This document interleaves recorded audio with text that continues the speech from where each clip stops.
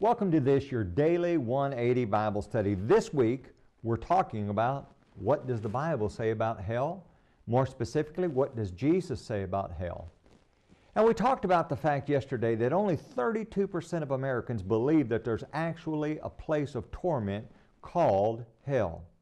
Well, who in the world even believes in hell anyway?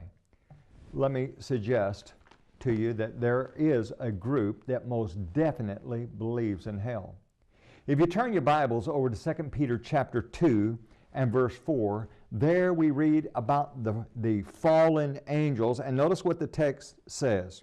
For if God did not spare the angels who sinned, but cast them down into hell and delivered them into chains of darkness to be reserved for judgment.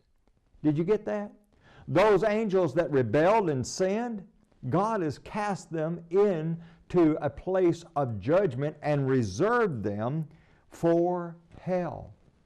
The fallen angels believe in a place called hell. And furthermore, in Jesus' day and time, Jesus was confronted by some demons, and they asked him the question in Matthew chapter 8 and verse number 29. What have we to do with you, Jesus, you Son of God? Have you come here to torment us before the time? You see, they acknowledged the fact that they were facing torment. All the demons believe in hell. Over in Luke chapter 16, we read about the rich man and Lazarus, and the rich man is in torment, and Lazarus is in the bosom of Abraham in paradise.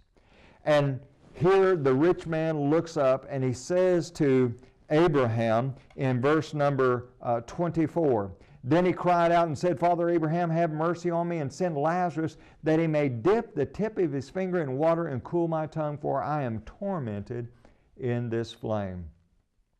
Lazarus, if he could preach to you today, he would say, oh, there is a place called hell. And you need to do everything you can to avoid it. As a matter of fact, if you read Luke 16, you find out he did not want his brethren going to a place called hell. And then over in Jude verse 7, we find out something about the former inhabitants of Sodom.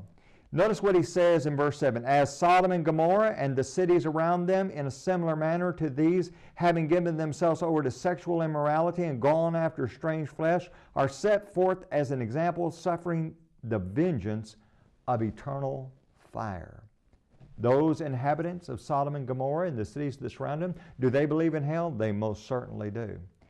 You and I need to as well. Join us again tomorrow for your Daily 180.